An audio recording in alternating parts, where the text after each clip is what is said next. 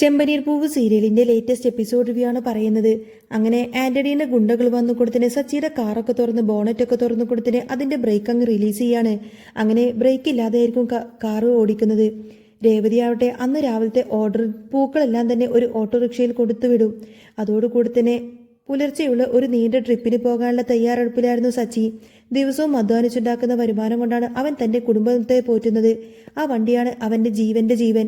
വണ്ടിയുടെ ഡോർ തുറന്ന് engine start ചെയ്യാൻ അവൻ വണ്ടി പതുക്കെ മുന്നോട്ടെടുക്കാണ്.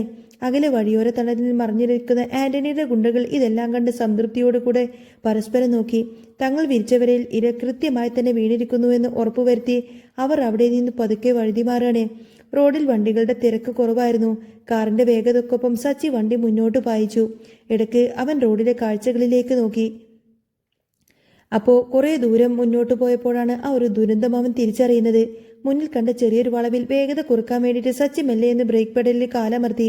പക്ഷേ പെഡലിൽ യാതൊരുവിധ തടസ്സവുമില്ലാതെ താഴേക്കങ്ങ് അമർന്നു പോവാണ്. വണ്ടിയുടെ വേഗത ഒട്ടും തന്നെ കുറയുന്നില്ല. സച്ചിയുടെ നെഞ്ചിൽ ഒരു ഇടിമിന്നൽ വെട്ടി. അവൻ വീണ്ടും വീണ്ടും ആഞ്ഞു ചവിട്ടി. ഷോ, ഇതിനെന്തു പറ്റി? ബ്രേക്കിനിത് എന്തു പറ്റി? അവൻ ഭയത്തോടു കൂടെ സ്വയം ചോദിച്ചു. കൈകളിങ്ങനെ സ്റ്റെയറിംഗിൽ മുറക്കി പിടിച്ച് നെറ്റിയിൽ വിയർപ്പ് തുള്ളികളൊക്കെ പൊടിഞ്ഞു. വാഹന നിയന്ത്രണം വിട്ട് മുന്നോട്ട് കുതിക്കുകയാണ്.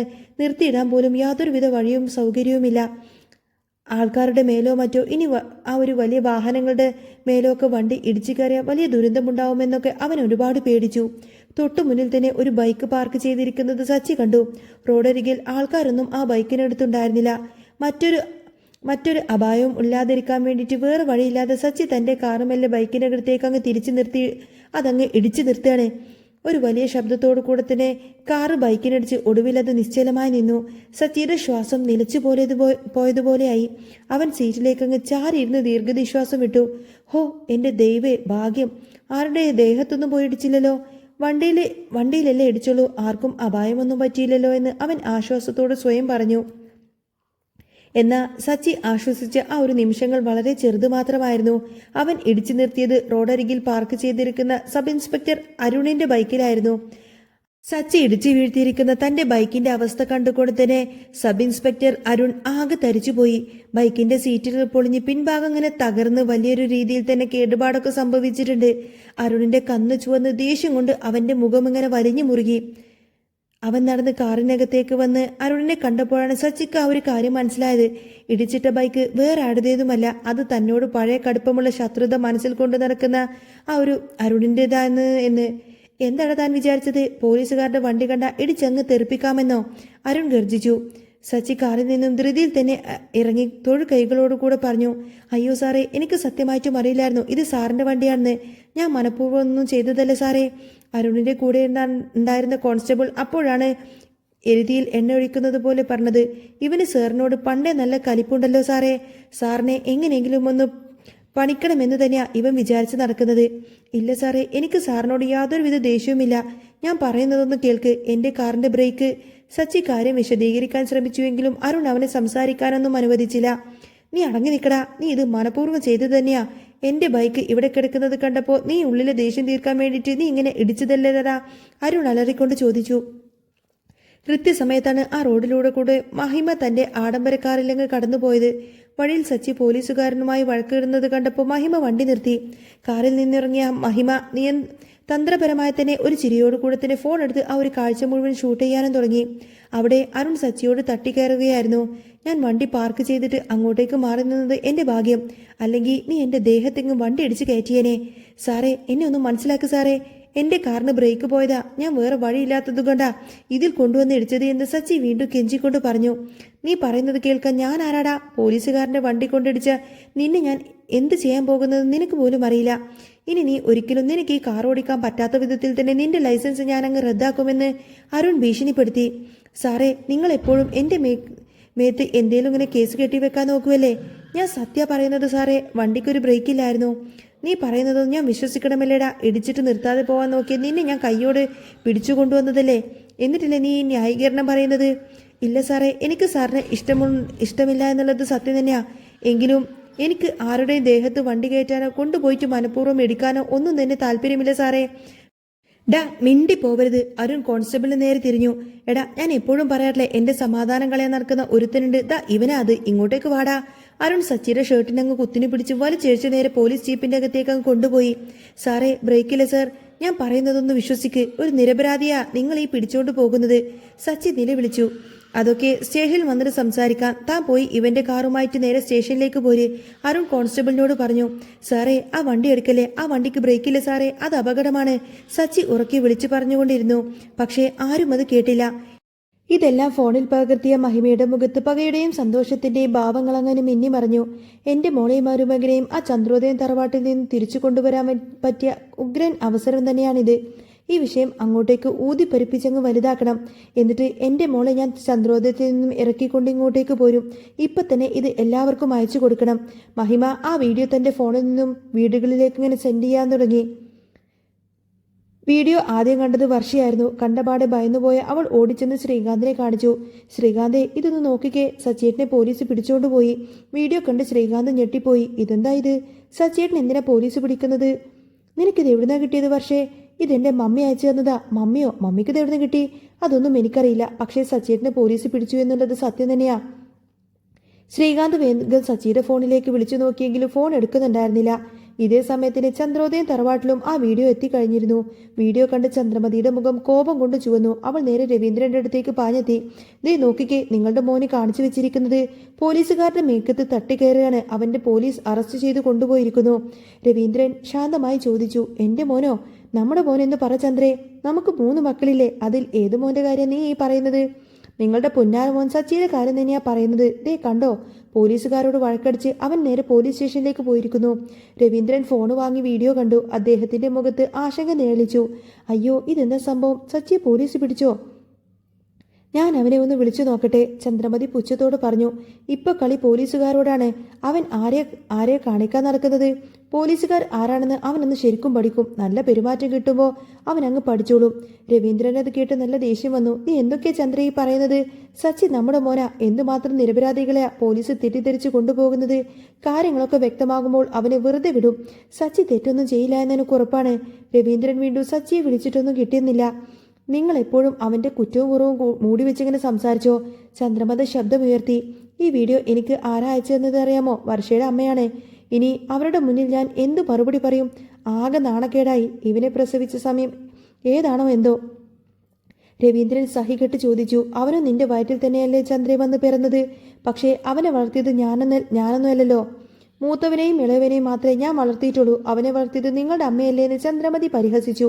എൻ്റെ അമ്മവനെ നന്നായി തന്നെയാണ് വളർത്തിയത്. നീ ചെറുപ്പം മുതലേ മക്കളുടെ ഇടയിൽ വേർതിരിവ് കാണിക്കുന്നുണ്ട് ചന്ദ്രേ. അതൊന്നും നിനക്ക് നല്ലതിനല്ല. ആ അമ്മ നന്നായി വളർത്തിയതിൻ്റെ ഗുണമാ ഇപ്പോൾ ഈ വീഡിയോയിൽ കാണുന്നത്. രവീന്ദ്രൻ ഉറച്ച ശബ്ദത്തിൽ തന്നെ പറഞ്ഞു. ഞാൻ ആദ്യം സ്റ്റേഷനിൽ പോയിട്ട് എന്താ ഉണ്ടായതെന്നൊന്ന് അന്വേഷിക്കട്ടെ. അവൻ ചെറുപ്പം മുതലേ നാണം കെടുത്തിയതൊക്കെ നീ തന്നെയാ. നീ പറയുന്നതിന് മുൻപേ സത്യം എന്താണെന്ന് ഒന്ന് അറിയണം ചന്ദ്രേ. ചന്ദ്രമതി വീണ്ടും കുറ്റപ്പെടുത്തലുകൾ തുടർന്നുകൊണ്ടിരിക്കുമ്പോൾ രവീന്ദ്രന്റെ നിയന്ത്രണം പൂർണ്ണമായിട്ടങ്ങ് വിട്ടു. അദ്ദേഹം ഉറക്കെങ്ങ് പൊട്ടിത്തെറിക്കുകയാണ്. നീ ഒന്ന് നിർത്തുന്നുണ്ടോ? ആവശ്യമില്ലാത്ത കാര്യങ്ങളും പറഞ്ഞ് എന്നെ എങ്ങനെ ദേഷ്യം പിടിപ്പിക്കരുത് ചന്ദ്രേ. അനാവശ്യമായിട്ട് അവനെ കുറ്റപ്പെടുത്തി കഴിഞ്ഞാൽ പിന്നീട് നീ തന്നെ അനുഭവിക്കും. ചെയ്യാത്ത തെറ്റിനാ അവനെ പോലീസ് പിടിച്ചോണ്ട് പോയിരിക്കുന്നത്. ചന്ദ്രമതി ഞെട്ടലോടുകൂടി തന്നെ രവീന്ദ്രനെ നോക്കി. ഈ സംഭാഷണം ഇവിടെ നിർത്തുന്നതാ തനിക്ക് നല്ലത്. ചില സത്യങ്ങളൊക്കെ ഇനി പുറത്തു പറയാതിരിക്കുന്നതാ നല്ലത്, കുടുംബത്തിനും നല്ലത് എന്ന് ചന്ദ്രമതി തന്നെ ചിന്തിച്ചു. ഞാൻ പോയി അന്വേഷിച്ചിട്ട് വരാമെന്ന് രവീന്ദ്രൻ ദേഷ്യത്തോടു കൂടെ പറഞ്ഞങ്ങ് പുറത്തേക്ക് പോവാണ്. ഇതേ സമയം പോലീസ് സ്റ്റേഷനിലെ ഡെസ്കിലിരുന്ന സച്ചിയുടെ ഫോൺ ഇങ്ങനെ നിർത്താതെ അടിക്കുന്നുണ്ടായിരുന്നു.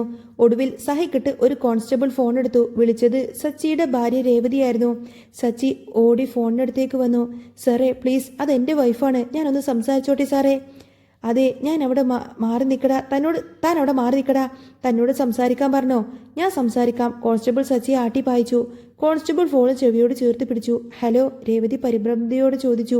ഇതാരാ? സച്ചിയുടെ ഫോണല്ലേ ഇത്? ഇത് പോലീസ് സ്റ്റേഷനിൽ നിന്നാ. താനാരാ? ഞാൻ ആ ഫോൺ ഉപയോഗിക്കുന്ന ആളുടെ ഭാര്യ. എന്താ ഉണ്ടായത് സാറേ? തൻ്റെ ഭർത്താവ് പോലീസുകാരൻ്റെ വണ്ടിയിടിച്ച് തെറിപ്പിച്ചു. ഇപ്പതാ സ്റ്റേഷനിലാണ് ഉള്ളത്. രേവതിക്ക് അത് വിശ്വസിക്കാൻ കഴിഞ്ഞില്ല. പോലീസുകാരുടെ വണ്ടി ഇടിച്ചെന്നോ? എൻ്റെ സച്ചിയേട്ടൻ അങ്ങനെയൊന്നും ചെയ്യില്ല സാറേ. ഇതെന്തോ തെറ്റിദ്ധാരണയാണ്. തെറ്റിദ്ധാരണയോ? ഞങ്ങൾ നേരിട്ട് കണ്ട കാര്യം ഇത്. കൂടുതലൊന്നും സംസാരിക്കാൻ നേരമില്ല. എന്തെങ്കിലും പറയാനുണ്ടെങ്കിൽ നേരെ സ്റ്റേഷനിലേക്ക് അങ്ങ് പോര്. കോൺസ്റ്റബിൾ അത്രയും പറഞ്ഞ് ഫോണങ്ങ് കട്ട് ചെയ്തു. ഇതേ സമയം സച്ചി ഇൻസ്പെക്ടറുടെ മുറിയിലേക്ക് ഓടിച്ചെന്ന് കെഞ്ചി. സാറേ, ഞാൻ നിരപരാധിയാണ്. ആ കാറിന് ബ്രേക്ക് ഇല്ലായിരുന്നു. അല്ലാതെ ഞാൻ മനഃപൂർവ്വം കൊണ്ടിടിച്ചതൊന്നുമല്ല. ഇൻസ്പെക്ടർ പുച്ഛത്തോടു കൂടി നോക്കി. തനിക്കും അരുണിനുമിടയിലെ ശത്രുതയൊക്കെ ഞങ്ങൾക്ക് നന്നായിട്ടറിയാം സച്ചി. നീ എന്ത് വേണമെങ്കിലും എന്ത് ചെയ്തു വെച്ചത് തന്നെയാ എനിക്ക് അത് ഉറപ്പാണ്. ഒരു പോലീസുകാരൻ്റെ വണ്ടി കൊണ്ട് എടുക്കാൻ മാത്രം മണ്ടനാണോ സാറേ ഞാൻ അങ്ങനെയൊന്നും ചെയ്യില്ല സാറേ. അരുൺ അവിടെ ഉണ്ടായിരുന്നുവെങ്കിൽ നീ അയാളെയും ഇടിച്ചങ്ങ് തെറിപ്പിച്ചേനെ. അത്രക്ക് കലിപ്പില്ലടാ നിനക്ക് അയാളോട്. ഇല്ല സാറേ, ദൈവത്തെ ഓർത്ത് എന്നെ ഒന്ന് വിശ്വസിക്കൂ സാർ. ആ സമയത്ത് തന്നെ അരുൺ മുറിയിലേക്ക് കടന്നു വന്നു. ഇൻസ്പെക്ടർ അരുണിനോട് ചോദിച്ചു, അരുൺ ഇയാളെന്താ ചെയ്യേണ്ടത്? അവൻ്റെ ലൈസൻസ് അങ്ങ് റദ്ദാക്കട്ടെ? സച്ചി കൈകൂപ്പിക്കൊണ്ട് പറഞ്ഞു, സാറേ അതെൻ്റെ ജീവിതമാർഗമാണ് സാറേ, എന്നെ വഴിയിലിറക്കരുത് സാറേ, അങ്ങനെയൊന്നും ചെയ്യല്ലേ. അരുൺ കടുപ്പത്തിൽ തന്നെ പറഞ്ഞു, സാറ് പറഞ്ഞതുപോലെ തന്നെ ചെയ്യ് സാർ. ഇവൻ്റെ ലൈസൻസ് അങ്ങ് കട്ട് ചെയ്യണം. അരുൺ അയാളുടെ കാറെടുത്ത് ഒരു കാരണവശാലും വിട്ടുകൊടുക്കരുത്. ഞാനൊന്ന് പുറത്തു പോയിട്ട് വരാമെന്ന് ഇൻസ്പെക്ടർ നിർദ്ദേശം നൽകി പുറത്തേക്ക് പോയി. ഇൻസ്പെക്ടർ പോയപ്പോൾ അരുണും സച്ചിയും തമ്മിൽ വലിയ വാക്കുതർക്കത്തിലായി. അരുൺ ദേഷ്യത്തോടു കൂടി തന്നെ സച്ചിയുടെ നെഞ്ചിലങ്ങ് പിടിച്ചങ്ങ് തള്ളി മാറ്റാണ്. തടഞ്ഞു വീഴാൻ പോയ സച്ചി ക്രോധയോടുകൂടി തന്നെ അരുണിന്റെ കണ്ണുകളിലേക്ക് നോക്കി അങ്ങ് എഴുന്നേറ്റു. സർ, എന്നോടുള്ള വ്യക്തിവൈരാഗ്യം തീർക്കുകയാണെന്ന് എനിക്ക് നല്ലപോലെ അറിയാം. അരുൺ ഗർജിച്ചു. എൻ്റെ വൈരാഗ്യോ? നീ അല്ലടാ എന്നെ ഇടിച്ചിടാൻ നോക്കിയത്. ഈ ഒരു അവസരത്തിന് വേണ്ടിയിട്ട് ഞാൻ ഒരുപാട് നാളായി കാത്തിരിക്കുമായിരുന്നു. നിന്നെ എൻ്റെ കയ്യിൽ കിട്ടാൻ വേണ്ടി ഞാൻ നോക്കിക്കൊണ്ടിരിക്കുമായിരുന്നു. ഈ അവസരം ഞാൻ ഏതായാലും പാഴാക്കില്ലടാ. സച്ചി ധീരമായി തന്നെ തിരിച്ചടിച്ചു. അല്ലെങ്കിലും നിങ്ങളുടെയൊക്കെ അധികാരം ഈ പാവങ്ങളുടെ നെഞ്ചത്തേക്ക് കറിയുമ്പോഴല്ലേ പുറത്തു വരുള്ളൂ. സാറിൻ്റെ മനസ്സിൽ എന്താണെന്നൊക്കെ എനിക്ക് നന്നായിട്ടറിയാം. അറിയാമെങ്കിൽ ഇവിടെ നിന്നും ഇറങ്ങിപ്പോകാൻ നോക്കടാ. ഇനി ഇവിടെ കിടന്ന് സമയം കളയണ്ട. നീ ഇനി ജീവിതത്തിൽ കാർ ഓടിക്കാനൊന്നും പോകുന്നില്ല. അരുൺ കോൺസ്റ്റബിൾമാരോട് പറഞ്ഞു. ഇവനെ പിടിച്ച് പുറത്താക്കിയെന്ന്. കോൺസ്റ്റബിൾ സച്ചിയെ ബലമായി തന്നെ പിടിച്ചങ്ങ് പുറത്തേക്ക് തള്ളി. ഇറങ്ങുമ്പോൾ സച്ചിയുടെ കണ്ണുകൾ കനലെറിയുന്നുണ്ടായിരുന്നു. അരുണും അതേ ദേഷ്യത്തിൽ തന്നെ അവനെ ഇങ്ങനെ നോക്കി നിന്നു. സ്റ്റേഷന്റെ പുറത്തേക്ക് തള്ളപ്പെട്ട സച്ചി തളർന്നു നിൽക്കുമ്പോഴാണ് രേവതി തന്റെ സ്കൂട്ടറിൽ ഇങ്ങനെ പാഞ്ഞങ്ങോട്ടേക്ക് വരുന്നത്. വണ്ടി നിർത്തി അവൾ സച്ചിയുടെ അടുത്തേക്ക് ഓടി വന്നു. സച്ചിയേട്ടാ, എന്താ ഉണ്ടായത്? സച്ചിയേട്ടൻ ഏതോ പോലീസുകാർ വണ്ടി ഇടിച്ചു എന്നൊക്കെ പറഞ്ഞു കേട്ടല്ലോ. സച്ചി സങ്കടത്തോടുകൂടെ രേവതിയുടെ കൈകൾ പിടിച്ചു. എൻ്റെ രേവതി, ഞാൻ ആരെയും മനഃപൂർവ്വം ഇടിച്ചതൊന്നുമില്ല. വണ്ടിക്ക് ബ്രേക്ക് പോയതാ. അവരെൻ്റെ കാറ് പിടിച്ചു വെച്ചിരിക്കുവാണ്. അയ്യോ, സച്ചിയേട്ടന് പരിക്കൊന്നുമില്ലല്ലോ. കാറിൻ്റെ ബ്രേക്ക് പോയ കാര്യം പോലീസുകാരോട് പറഞ്ഞില്ലേ? ഞാൻ എത്ര കേട് പറഞ്ഞിട്ടും അവരൊന്നൊന്നും കേൾക്കാൻ കൂട്ടാക്കുന്നില്ല രേവതി. ഞാൻ അരുണിനോടുള്ള ദേഷ്യം തീർക്കാൻ വേണ്ടി മനഃപൂർവ്വം ചെയ്തതാണെന്നാ, ഇടിച്ചിട്ടതാണെന്നാ ഇൻസ്പെക്ടറൊക്കെ പറയുന്നത്. എൻ്റെ ലൈസൻസ് കട്ട് ചെയ്യുമെന്നാ അവർ പറയുന്നത്. രേവതി അത് കേട്ടപ്പോൾ ആകെ ഞെട്ടിപ്പോയി. അതെങ്ങനെ ലൈസൻസ് കട്ട് ചെയ്യാൻ പറ്റും? അത് നമ്മുടെ ഉപജീവന മാർഗമല്ലേ. നമുക്ക് സാറിനോട് ഒന്നുകൂടി സംസാരിക്കാം. ആ സമയം തന്നെ കോൺസ്റ്റബിൾ പുറത്തു വന്ന് സച്ചിയുടെ ഫോണ് അവൻ്റെ നേരെ ഇങ്ങനെ എറിഞ്ഞു കൊടുത്തു. താൻ ഇതുവരെ പോയില്ലേടോ, ഇവിടെ നിന്ന് വേഗം സ്ഥലം വിടാൻ നോക്ക്. രേവതി കരഞ്ഞുകൊണ്ട് തൊഴുതുകൊണ്ട് പറഞ്ഞു, സാറേ, എൻ്റെ ഭർത്താവ് നിരപരാധിയാ സാറേ. കാറിൻ്റെ ബ്രേക്ക് പോയതുകൊണ്ടാ ഇങ്ങനെയൊക്കെ സംഭവിച്ചത്. കോൺസ്റ്റബിൾ അങ്ങ് പരിഹസിച്ചു. പിന്നെ കാറിൻ്റെ ബ്രേക്ക് പോയതാ. ഇവൻ്റെ ഉള്ളിരിപ്പ് എന്താണെന്നൊക്കെ ഞങ്ങൾക്ക് നന്നായിട്ടറിയാം. വേഗം ഇവിടെ നിന്ന് പോവാൻ നോക്ക്. ഇനി ഈ ജന്മത്ത് അവൻ ആ കാറ് ഒന്നും കാണാനും പോകുന്നില്ല. ലൈസൻസ് ക്യാൻസൽ ചെയ്യുകയും ചെയ്യും. അങ്ങനെ അവർ രണ്ടുപേരും മുഖത്തോട് മുഖം നോക്കി സ്റ്റേഷന്റെ വാതിൽക്ക് ഇങ്ങനെ അടഞ്ഞു നിൽക്കണേ. തങ്ങളുടെ ഏക ഉപജീവന മാർഗമായ കാറും ലൈസൻസും നഷ്ടപ്പെട്ടു പോകുമോ ആ ഒരു ഭയത്തിൽ വല്ലാതെ ഇങ്ങനെ സങ്കടത്തോടു കൂടെ തന്നെ സച്ചിയും രേവതി ഇങ്ങനെ പരസ്പരം സങ്കടപ്പെട്ട് നോക്കി നിൽക്കുന്നതും കാണിച്ചുകൊണ്ടാണ് കേട്ടോ ഇന്നത്തെ ഈ ഒരു എപ്പിസോഡ് പൂർണ്ണമാവുന്നത്. നിങ്ങൾക്ക് ഈ ഒരു ചാനൽ ഇഷ്ടമാവുകയാണെങ്കിൽ സബ്സ്ക്രൈബ് ചെയ്യാനും സപ്പോർട്ട് ചെയ്യാനും മറക്കല്ലേ. നെക്സ്റ്റ് വീഡിയോ ഉടനെ വരാം. ബൈ.